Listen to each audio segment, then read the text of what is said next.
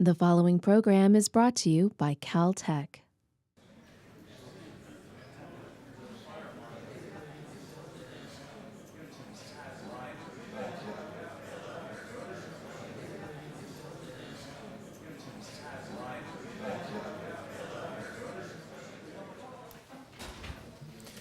Hello everyone and welcome to the 2011 Caltech Space Challenge. This is our third lecture in our lecture series sponsored by Lockheed Martin.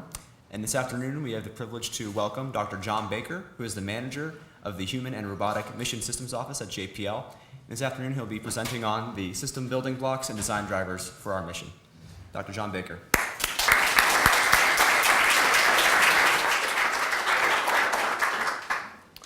Thank you. It's a pleasure to be here, and I'm looking forward to talking to you today.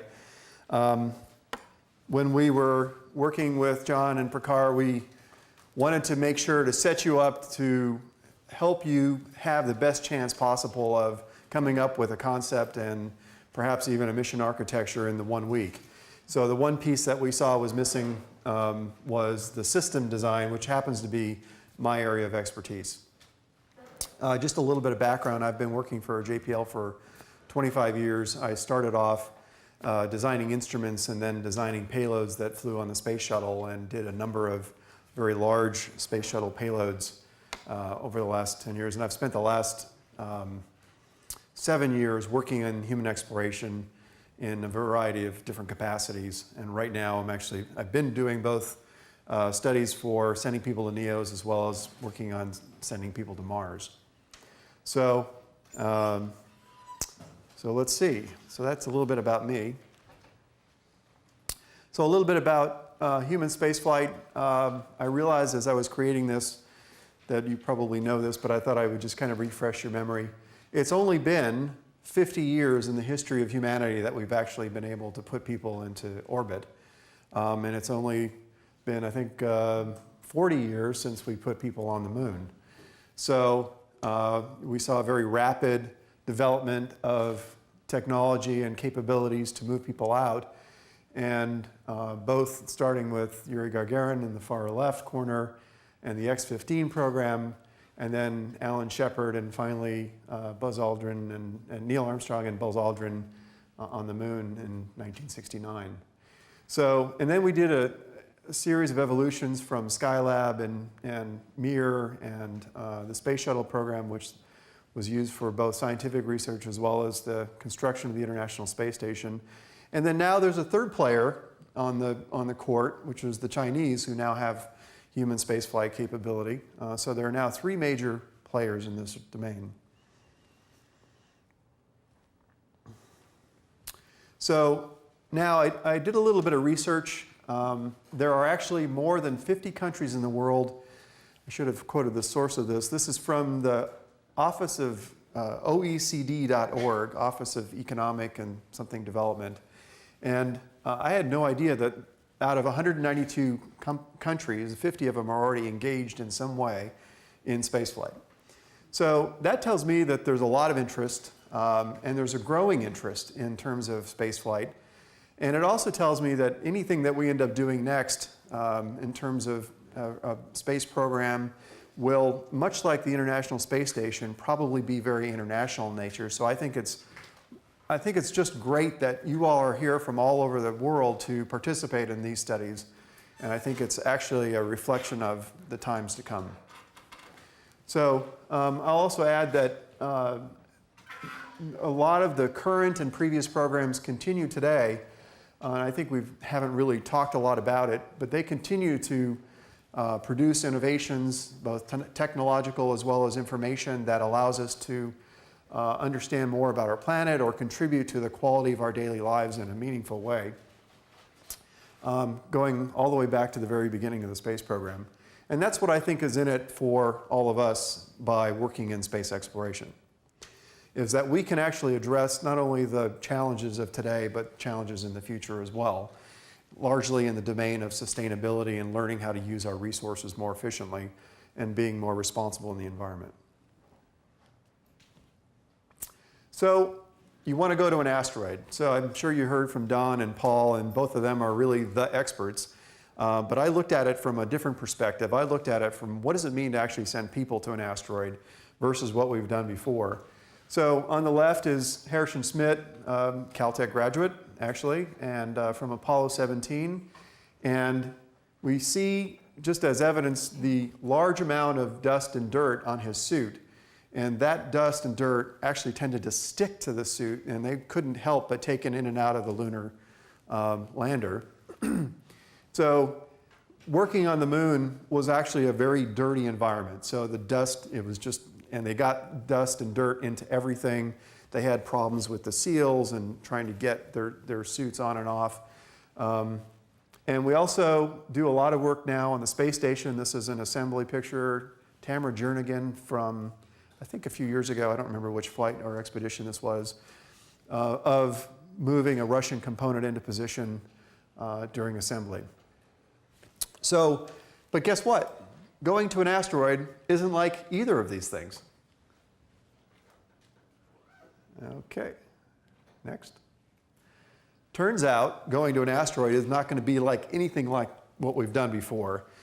And we're going to be visiting an early remnant from the formation of our solar system, and something that's probably a combination of both of these things, working on the moon as well as working in a microgravity environment.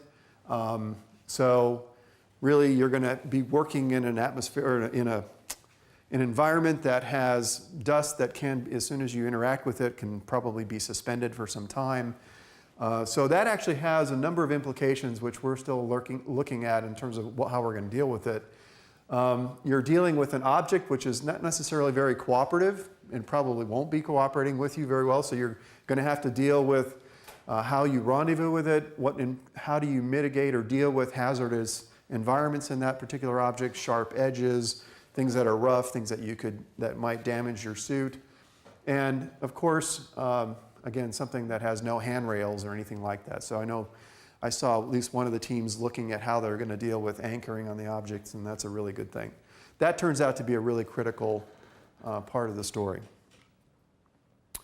So the surface environment, at least in our conclusion, is going to drive the suit designs and all the tools and equipment, as well as actually how you interact with the surface. Again, once you touch something, you're now going to be in an environment that's completely clouded.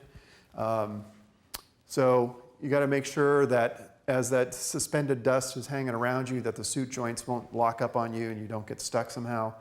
Or if it's not the suit, it's whatever equipment you have can actually function properly. Tools, we will need things to anchor crew members working at the surface. And then again, edges and protrusions will probably require us to do special guards and things to make sure that we don't end up damaging a suit. The surface charge environment is another consideration. So much like you see Harrison Schmidt on the left, the dust actually literally would come up and stick to the suit, and that's the difference in the charge environment. And so we'll need to figure out how to deal with that. Maybe there are special materials that don't allow for that, or we find some way of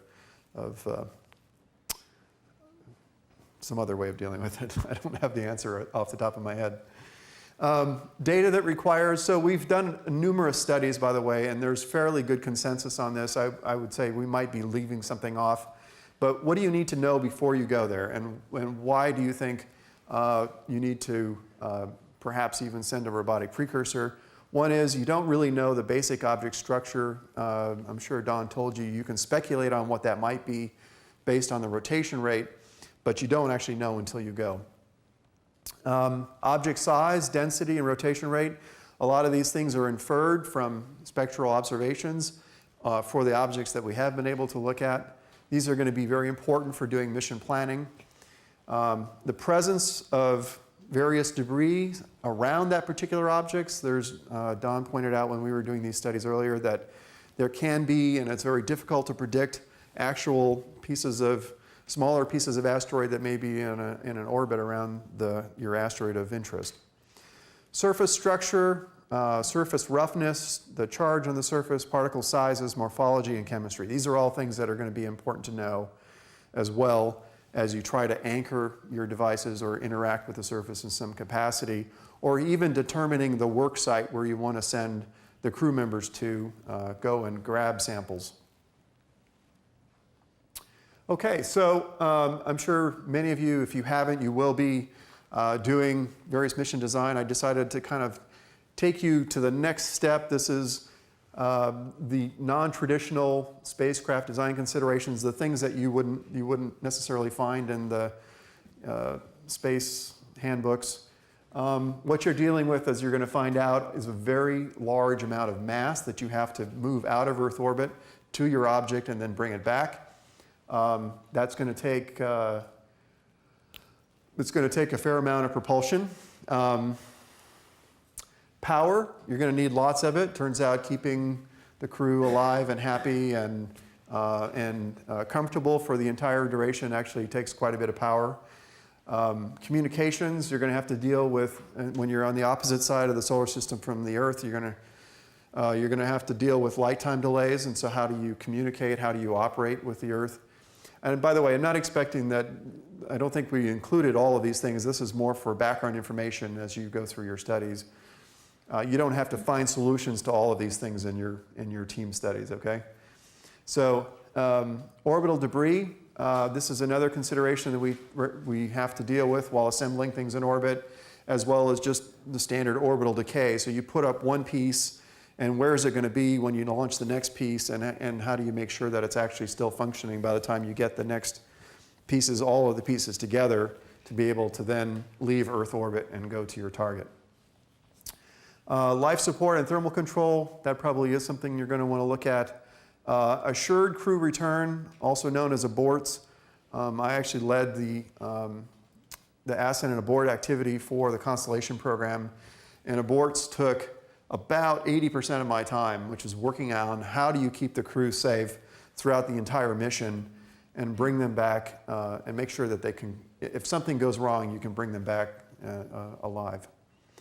So finally, Earth return velocity. This is not another thing you're going to see, but we've seen in a number of scenarios where just because you can get out to an object, now you got to be able to come home, and the heat shield has to be able to handle the return velocity. And we typically use numbers on the order of 12 kilometers a second as a maximum entry velocity speed. Let's see, what else do I have? Okay, so what you're going to need to work out, I went into one of the rooms. This is great. You guys are already working on which target are you going to go to, what's your destination. You should be generating trajectory options, and not just a single trajectory, but looking at both the minimum delta V and the minimum trip time and finding some kind of happy solution between those two. And I'll say what I mean by that in a minute. You're going to want to trade the mission duration and performance as you try to figure out how big this vehicle is. And then you're also going to want to trade the duration with the crew size and, of course, how much volume the crew has to actually operate inside of. So these are all very germane factors when we size systems for NASA. Initial vehicle dry, so you're going to want to, once you figure out, you have a notion about what these things are, you're going to want to try to add everything up in terms of dry mass, and there's a chart that I'm going to get to in a little bit. You may have seen it on the blog. But you're going to want to then estimate that vehicle dry mass and then use your trajectory to then fill it with fuel and then calculate the wet mass. What configuration are you going to put all these different elements in? That's going to be important. That'll define your operation scenario. And then lastly, the mission profile. How are you going to launch and assemble these things in low Earth orbit?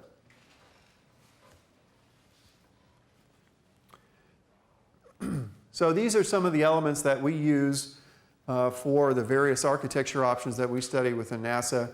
The Space Launch System on the left, or any heavy lift launch vehicle. I know in your handbook you have a whole number of launch vehicle options. And of course, the smallest launch vehicle tends to be the more affordable launch vehicle, but you got to still get enough things into orbit in order to transport the crew to the object that you want to go to and back. The multi-purpose crew vehicle, also known as Orion. That's there for you to use. The cryogenic propulsion stage, this is just a LOX hydrogen stage. You can I'm sure you have the ISP. You can find the ISP readily online and calculate what your propulsion needs need to be. I discourage solar electric propulsion in this talk because we are still working on how to use SEP effectively for transporting humans. Right now, it's clearly beneficial in sending cargo because the cargo doesn't have time limits. We can take as long as we need to get to wherever we're going. But for transporting humans, we are still trying to figure out how to do that. So what does the right power level need to be? Can we use hybrid combinations of SEP and cryo in order to find the more optimal mass and trip durations?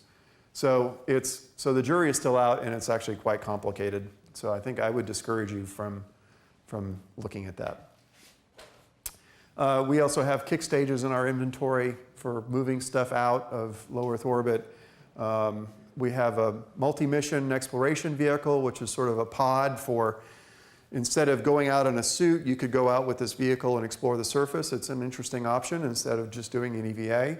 But as you'll see in your trades, it also adds mass to your mission. Deep space habitat, probably essential for any mission. And then various supporting areas like robotics and EVA modules for interacting with the surface and doing any kind of sample acquisition or manipulation.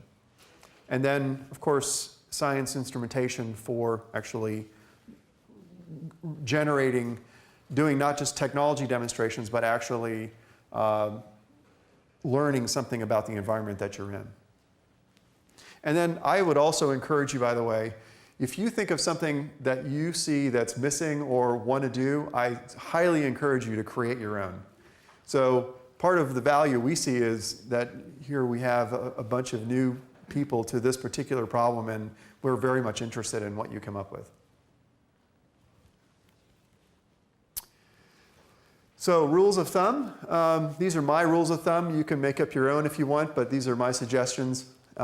First of all, we assume the HLLV can provide anywhere from 50 to 130 metric tons in LEO. If you want to use a smaller launch vehicle, you can, but if you use the heavy lift, those are the kinds of numbers to use. 130 is the high end, 50 is about what SpaceX provides in the Falcon 9 Heavy.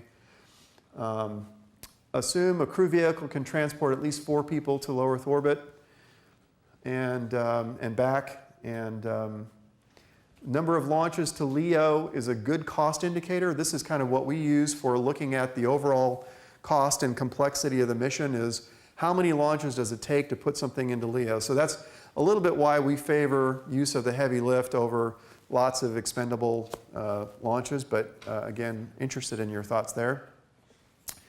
Reliability is driven by duration and complexity. So whenever you're designing a mission, you're always fighting all of these different, you're dealing with all of these different aspects.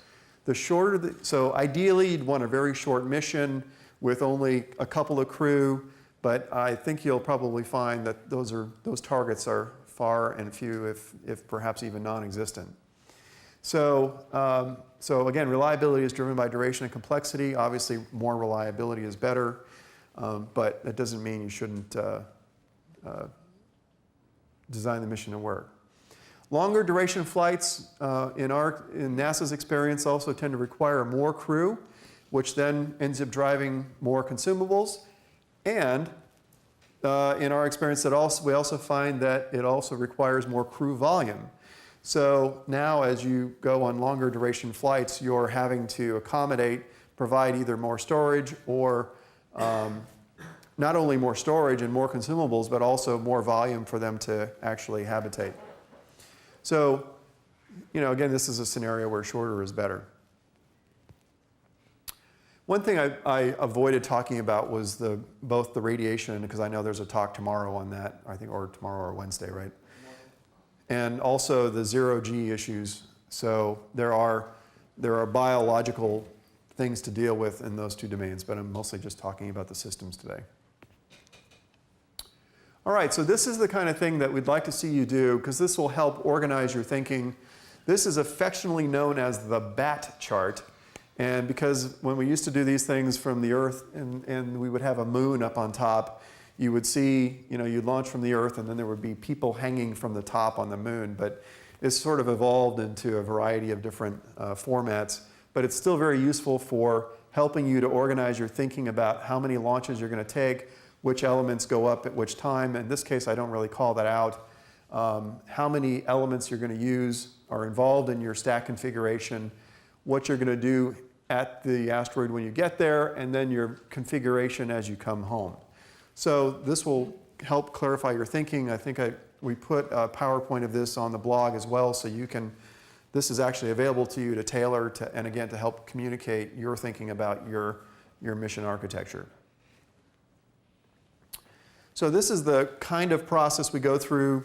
My colleague Brett Drake is going to show you a different process that we use, but this is one I think that I've tailored more to your needs, which is you want to generate your trajectory options, then you want to size your propulsion and consumables, and then you want to look at which elements you're going to use, and by the way, you're going to have to iterate on this a few times, because you can start here and then do there, but you eventually got to close the loop a couple times to find the right solution.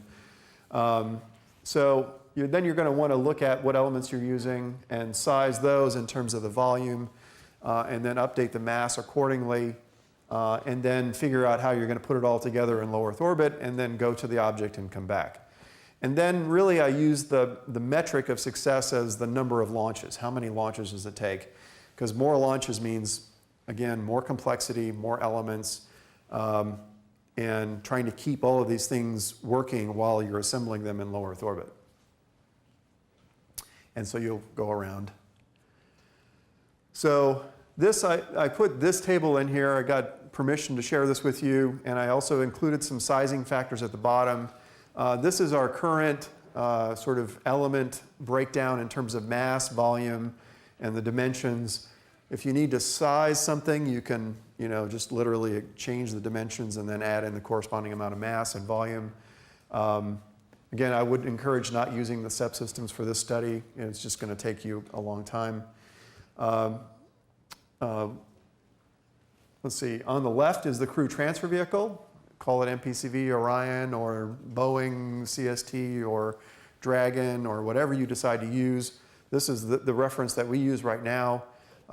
If you want to use a pod-like exploration vehicle, like the MMSEV, those are the specs there. Or if you decide not to use that and you just use EVA suit, there's going to be some increase in risk, and it would be interesting to hear your discussion about that.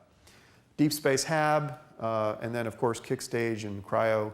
The kick stage, actually I have to look and see if anybody ends up using that. I'll have to go and look up what the technology is on that. I don't recall off the top of my head. So at the bottom, we use anywhere from 3 to 5 kilograms per crew day for consumables. So 3 kilograms is sort of on the low end and can work for long duration flights. 5 kilograms is sort of on the short end. But that's water, oxygen, food. The actual consumption rate is higher than that, so there's already recycling built into that for both the water and the oxygen. Let's see, we also assume about 220 kilograms per crew member for the mission. So that's the weight of the person, that's an average weight, as well as their equipment and their clothing and their iPad or whatever else they want to take along with them. And then we also typically assume about 100 kilograms of return sample mass. This is always debated in every study we do. It's almost, it gets kind of funny after a while. But if you want to bring back less, be interested to hear why. If your tipping point of your design ends up being sample mass, and you should go with less sample mass to, of course, get down to something that works for you. And then the more interesting one is I pulled this off of a table. Number 4 there is the actual crew volume sizing. If you do really short missions below 100 day, the slope actually goes down really sharp. But for 100 days and above, you can just take those 2 points and draw a straight line and keep going out to estimate how much crew volume. And by the way, you can aggregate the volume in all of the different elements. So the CTV, the MMSEV, the deep space HAB, however you want to create volume.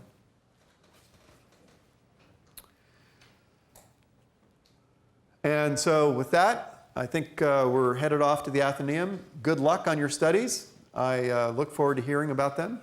And any questions?